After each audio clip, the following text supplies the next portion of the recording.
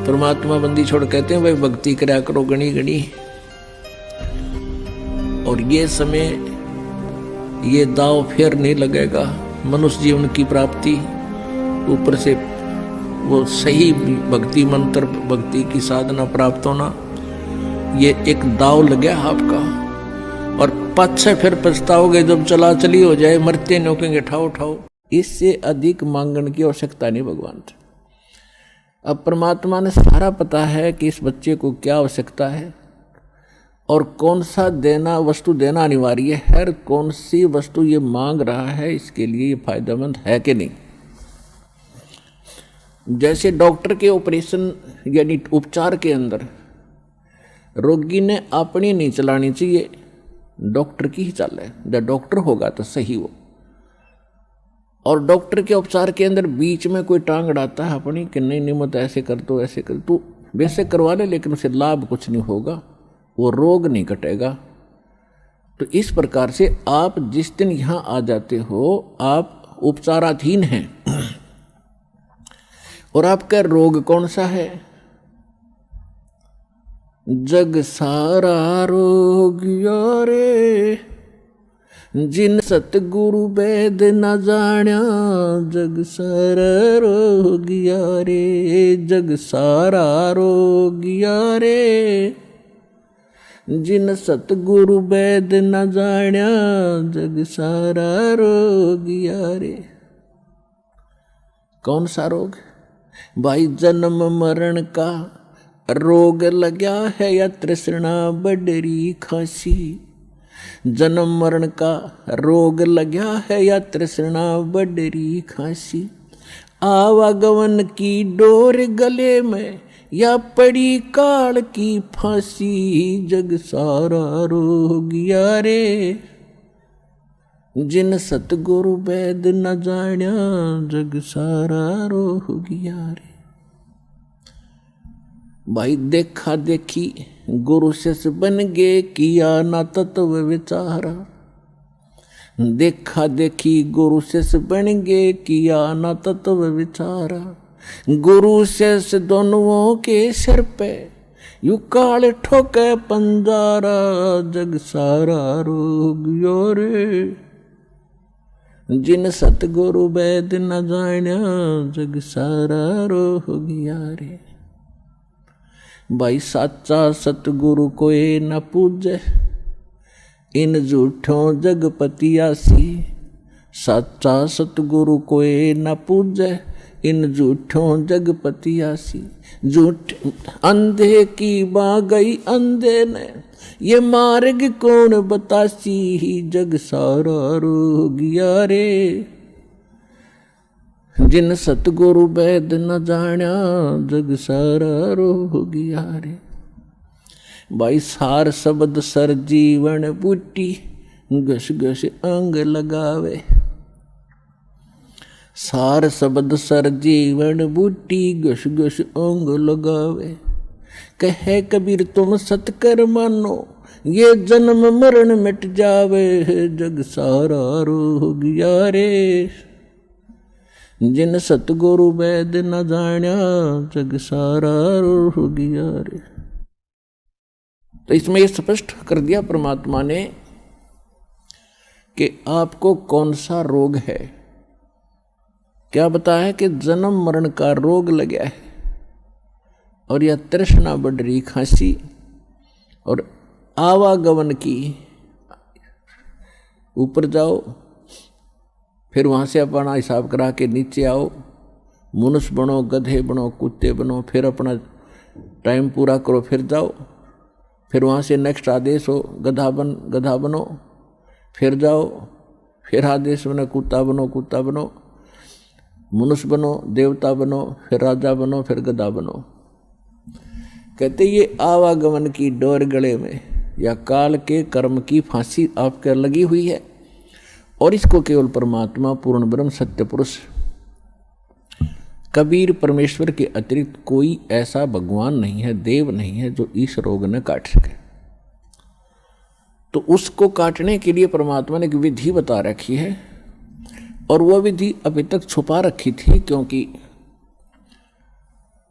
परमात्मा का और काल का एक प्रॉमिस हुआ था, अनुबंध हुआ था।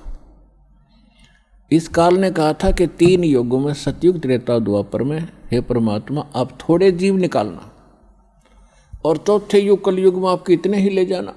काल को पता था कि कलयुग में इनकी पिछली बैटरी कति डाउन हो जाएगी, पुण्य कर्म कति खत्म हो जाएंगे। सतयुग, त्रेता, द्वापर में, सतयुग, त्रेता, द्वापर के अंदर आप रहे हैं। और वो कौन सी आत्मा है जो सतयुग, त्रेता, द्वापर में, सतयुग से शुरू होती है मानव शरीर प्राप्त करके? वो आत्माएं होती हैं जो कभी इस कलयुग के इस समय में, जो आज आपको टाइम मिला है, ये बिचली पीढ़ी का समय यानी मध्य का समय है कलयुग का, सत्य भक्ति का। प्रथम चरण तो कलयुग का था, परमात्मा आए थे, सहशरीर आए थे, सहशरीर कबीर परमेश्वर चले गए थे मगर से। अब ये बिचली पीढ़ी है जो अब स्टार्ट हुई। इसमें कंप्लीट कोर्स है भक्ति का और निरसंशय है, कोई डाउट नहीं, सब प्रमाणित है। अब जो भक्ति करेंगे वो पार हो जाएंगे, मर्यादा में रहेंगे अंतिम सांस तक, वो तो सतलोक चले जाएंगे। फिर क्या होगा, 1000 वर्ष के बाद इस भक्ति में बहुत से ऐसे नालायक काल के दूत घुसेंगे, वो धीरे धीरे इनकी भक्ति खराब करवाना शुरू करेंगे। और उस समय जो सच भक्ति जितने समय वो कर चुके और उसके बाद मार्ग दिशा बदल ली, उनके साथ क्या बनेगी कि जैसे पुण्यात्माओं एक श्वास के मंत्र का जो इस दास से प्राप्त करके आप एक श्वास भी मंत्र का ले लेते हो सतनाम का, वैसे तो प्रथम मंत्र से ही आपकी गजब की कमाई शुरू हो जाती है, बहुत ज़्यादा बन जाती है। और यदि सतनाम का मंत्र भी आपने साल, 2 साल, 3 साल, 4 वर्ष कर लिया और सारनाम ना भी मिला तो भी आपकी ढेर सारी कमाई बन जाती है। और फिर काल क्या करेगा, क्योंकि आपके पुण्य तो वो देगा, उसने तो ऊपर होटल बना रखे हैं, स्वर्ग, महास्वर्ग में और ज़्यादा टैक्स है देता है वो आपसे, आपके पुण्यों से, कहीं 20%, 25%, कहीं पर 10%, ऐसे उसने अपने टैक्स लगा रखे। और जो खर्चा आप खाते हो वो अलग है, वो तो आपकी पूंजी से होगा, तो आपको स्वर्ग, महास्वर्ग में रख देता है। और वहां आपके पुण्य आपके साथ होते हैं। जब महास्वर्ग के अंदर आपके पुण्य खत्म हुए उसके बाद स्वर्ग में ले आता है, नीचे एक अलग से एक स्वर्ग है, उस महास्वर्ग से अन्य जो कॉमन स्वर्ग है, उसमें भी जब आपके पुण्य खत्म हो जाते हैं फिर आपको पृथ्वी पर डाल देता है। तो वो पुण्यात्मा इतना समय वहाँ रहती हैं स्वर्ग में, महास्वर्ग में, फिर उनको सतयुग में प्रारंभ में जन्म देता है। इस भक्ति युग में की हुई भक्ति उनकी इतनी प्रबल हो जाती है कि फिर वो सतयुग में प्रथम जन्म लेते हैं। उनकी फिर भी इतनी भक्ति होती है क्योंकि सतयुग में लाखों वर्ष का जीवन होता है, एक का जीवन पूरा करते हैं इतने युग, 1-2 जीवन में वो सतयुग पूरा हो जाता है। फिर त्रेता में आते हो आप वही हो जो पहले भक्ति लगे थे, लेकिन आप फिसल गए, आप रिपट गए, विचलित हो गए किसी कारण से। और परमात्मा का विधान है, जो जन मेरी शरण है ताका हूँ मैं दास, और गेल गेल लाग्या फिरूं जब तक धरती आकाश। एक बार इस सच्चे नाम से आज कोई जुड़ जाएगा, आज उसने नाम ले लिया, कितना रोगी है और चाहे उसकी कल मृत्यु हो जा, नाम लेते भी हो जा, तो अभी परमात्मा अपने बही में लिख लेगा उस आत्मा को कि मेरी होगी भी। अपने आत्माओं हमने असंख्य जन्म बर्बाद कर दिए, असंख्य जन्म मनुष्य के खो चुके हो आप। ये पहला शरीर नहीं जागा जो आज आपका जाने वाला है, मान ले कभी भी। ये तो असंख्य बर्बाद हो लिए, तो कपड़े हैं, कुर्ते पजामे हैं, तो आपकी शरीर बॉडी ऊपर का। और इस नाम के लेते ही आपके कई सैकड़ों कुर्ते पजामे खूटियां व अलमारी में रख दिए जाते हैं। मनुष्य आज आपको नाम लेते ही और चाहे अगले पल मृत्यु हो जाती है, वैसे तो ऐसा नहीं होगा। जो सच्चे दिल से आते हैं उनको राहत मिलती है, उनका मनुष्य जीवन एक्सटेंड होता है, आयु भी बढ़ाता है परमात्मा। एक उदाहरण के लिए कहते हैं कि जो अविश्वास रूप में भी आके नाम ले लिया, अब देखेंगे किसी के कहने से आते हैं रोगी बहुत से तो कि देख लेते हैं एक बार चल के, तो वो उनको भगवान वैसे उसको एक्सटेंड नहीं करेगा। उनका पता है कि इसको मैंने जीवन भी दे दिया, यू आगे फिर वो बकवाद करेगा। तो परमात्मा ने तो अपनी आत्मा देखनी है कि इसका उद्धार क्यों कर होगा। तो नाम लेते ही यदि उसकी मृत्यु भी होगी तो भी भगवान के अकाउंट में आ गया, और 10 महीना में फिर जन्म देकर उसको फिर बरवाला बुला लेगा। वह शुरुआत होगी उसके जीवन की।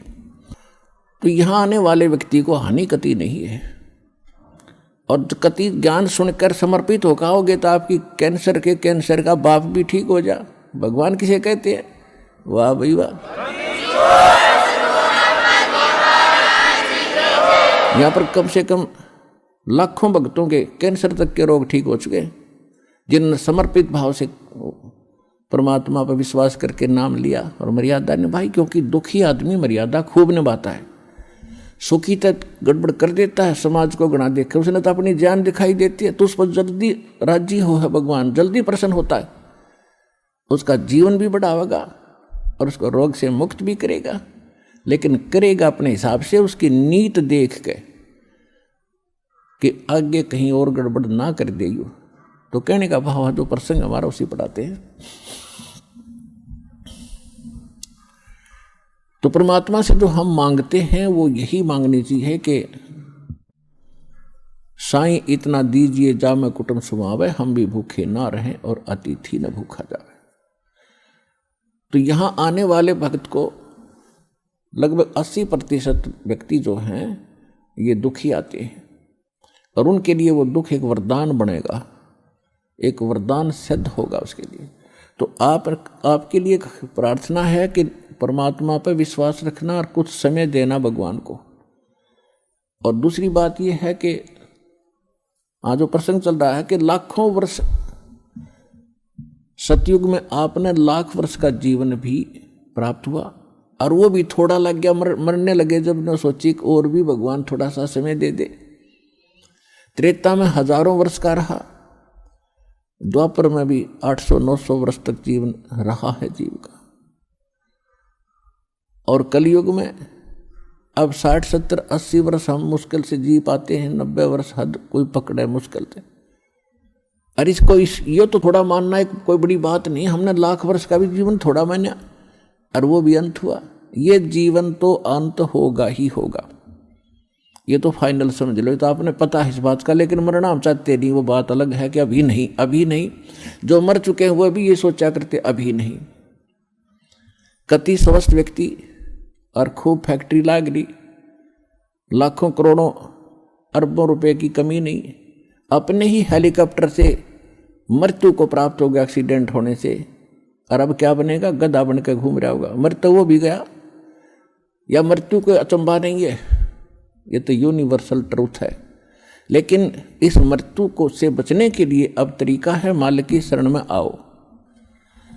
कबीर ये तन जाएगा, सके तो ठहर ला, एक सेवा कर सतगुरु की, फिर गोविंद के गुण गा। कबीर साहब कहते हैं ये मनुष्य जीवन तो सबका जाना है, और समय पर जाओगा, जितना आपको प्राप्त है उससे अधिक नहीं मिलेगा। एक प्रियव्रत नाम का राजा था, उसने 11 अरब वर्ष तक तप किया, और 11 अरब वर्ष तक उसको राज्य मिल गया। तप से राज्य प्राप्त होता है। अब 11 वर्ष अरब राज्य करके जब वो मरण लगा, 11 अरब वर्ष तक राज भोग के, इतने ठाठ माना हम तो राजा के। मरते समय जब यम के दूत उसको लेने आए, तब उसने एक का प्रार्थना की कि मुझे कुछ श्वास और दे दो। बता, 11 अरब वर्ष में तो कला तोड़ा नहीं, ये कुछ सांसों में तो कला तोड़ देगा। यम के दूत कहने लगे, खबरदार, तेरे ताई एक भी सांस लेने का आदेश नहीं है, और टीटी भी पकड़ लेगे, गुद्दी पकड़ कर घसीट लेगे उस राजा को। और यहां परमात्मा क्या कहते हैं, जम जो राजा से डरे और मिट कर्म के लेख, अदली असल कबीर हैं ये कुल के सतगुरु एक। मासा घटे न तिल बधे, विद ना लिखे जो लेख, और सच्चा सतगुरु मेट करवाई ऊपर मार दे मेघ। क्या कहते हैं भगवान कि जा सतगुरु की मैं बलिहारी, जो मेटे जम तल बाणे नू। क्या बताया भगवान ने अपनी महिमा में कि उस सतगुरु पर बलिहारी जाऊं जो यम के तलबाने यानी तलब किया जाए यम के दूतों, यमराज के द्वारा जिसको बुलाया गया है, और यम के दूत लेन आगे कहते हैं उसको वापस कर दे, भाग जाए यहां से, जा ये नहीं आएगा, ये हमारा बच्चा है, तुम इसके निकट नहीं आ सकते। यानी उसकी उम्र बढ़ा दी, कर्म की रेख काट दी, मिटा दी, वो अंत था वो समाप्त कर दिया, और आपकी आयु एक्सटेंड कर दी, बढ़ा दी। अब आप बालक हो, आपको मालूम नहीं कि कितना कीमती है मनुष्य जीवन, एक सांस की क्या कीमत है। कबीर साहब कहते, कहता हूं कहीं जात हूं और कहूं बजा के ढोल, श्वास जो खाली जात है वही तीन लोक का मोल। मनुष्य जीवन का श्वास, कितनी कीमत है इस श्वास की, और हम इसको कैसे बर्बाद कर रहे हैं। और उस श्वास को प्रियव्रत ने प्रार्थना की कि, और भगत भी था वो पहले जीवन में, तो नहीं मिला, एक श्वास भी नहीं मिला। और यहां आपको इतने श्वास बढ़ा देगा, आपकी गिनती भी नहीं होगी। तो ऐसा समर्थ भगवान आपको मिल गया है।